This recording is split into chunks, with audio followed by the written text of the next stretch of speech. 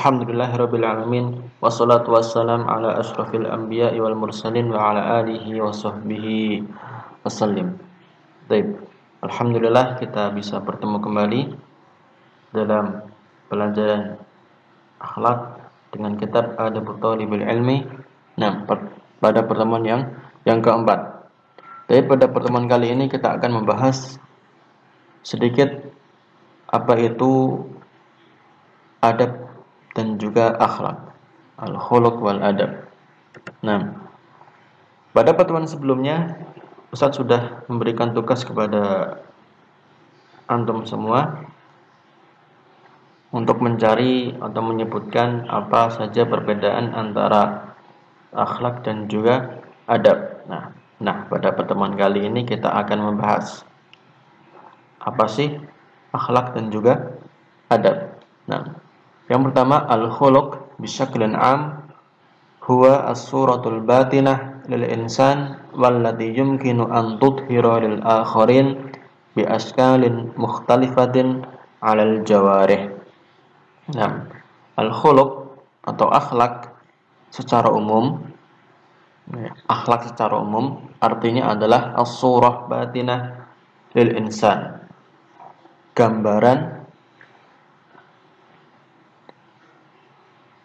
batinah yang ada di dalam diri seseorang atau gambaran yang tidak terlihat di dalam diri seseorang wallati yumkinu an tudhira lil akharin, dan gambaran tersebut atau sifat tersebut yumkinu an tudhira memungkinkan untuk ditampakkan kepada orang lain lil akharin bi askalin mukhtalifatin 'alal jawarih, dengan askal, dengan bentuk yang mukhtalifah, dengan bentuk yang berbeda-beda, al jawarih, yang diekspresikan melalui panca indera, jawarih, anggota badan. Misalnya sifatnya marah, sifat orang tersebut marah, bisa jadi marahnya dia diam atau marahnya dia mukul sesuatu. Kan setiap orang berbeda-beda. Kemudian di sana ada akhlak yang khusus. Jadi tadi ada akhlak yang umum, secara umum. Sekarang ada akhlak yang khusus atau disebut dengan akhlak Islami. Kita bacakan dulu amal khuluq bisyaklin khas au naqul al-akhlaq al-islamiyah wa hiya majmu'atul af'al wal aqwal allati yajibu an taquma 'alal qawa'id wal adab murtabitatun bil aqidah wasyari'atil islamiyah minal qur'ani wa sunnatir rasul sallallahu alaihi wasallam. Nah, adapun akhlak yang khusus atau kita katakan akhlak Islami adalah majmu'atul af'al wal aqwal, kumpulan perkataan dan juga perbuatan allati yajibu an taquma 'alal qawaid, yang wajib dibangun di atas qawaid, kaidah-kaidah, wal adab dan juga adab-adab. Lihat, adab disebutkan di sini pada pengertian akhlak Islami. Murtabitatun, yang kaidah tersebut dan juga adab-adab tersebut murtabitah, terikat bil akidah, dengan akidah yang benar, wasyariah al-islamiyah, dan juga syariat Islam yang bersumber dari minal Quran was sunnah, dari Al-Quran dan hadis-hadis Nabi sallallahu alaihi wasallam. Rasulullah sallallahu alaihi wasallam bersabda, akmalul mu'minina imanan ahsanuhum khuluqa. Paling sempurnanya iman seorang mukmin adalah mereka yang paling baik khuluqnya, paling baik perangainya, paling baik akhlaknya. Jadi semakin baik akhlaknya maka semakin baik pula atau semakin sempurna pula iman seseorang. Kemudian kita beralih ke adab sekarang. Wal adab huwa ma ta'khudhu bihi nafsak min mahmudil khisal wa hamidil fi'l.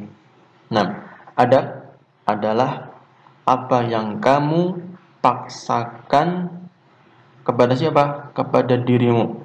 Apa yang kamu paksakan kepada dirimu berupa apa? Min mahmudil khisal, berupa perangai, khisal itu perangai yang mahmud, yang terpuji.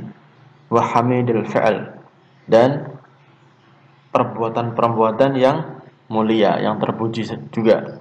Nah, jadi adab adalah apa yang kita paksakan kepada diri kita sendiri. Apa yang kita paksakan? Ya, perbuatan-perbuatan baik, baik itu perkataan maupun perbuatan. Nah, wa huwa yahfadul insan min jami'i anwa'il khata' wassu'. Nah, adab ini yahfadul insan, menjaga manusia dari apa? Min jami'i anwa'il khata', dari segala jenis, segala macam khata', kesalahan, wassu', dan perbuatan buruk. Nah, jadi dengan kita beradab, maka adab tersebut atau kita akan terjaga dari perbuatan tercela.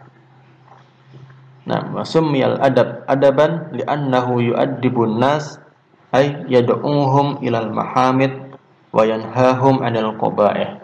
Nah, kenapa dinamakan adab? Karena adab itu yu'addibun nas, mendidik manusia, atau yad'uhum, mengajak manusia kepada apa? Mahamid, kepada sesuatu, segala sesuatu yang mahamid, yang terpuji, wa yanhahum 'anil qaba'ih, dan mencegah mereka, melarang mereka dari perbuatan yang jelek.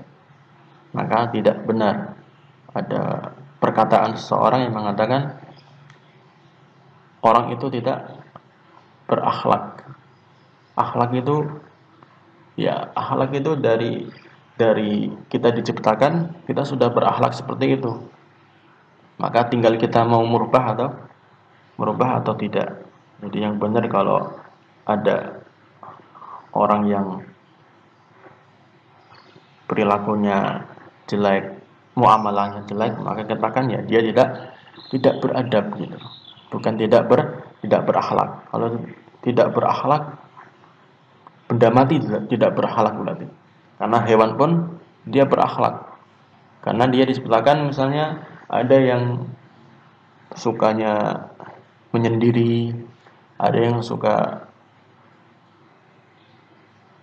jalan-jalan, ada yang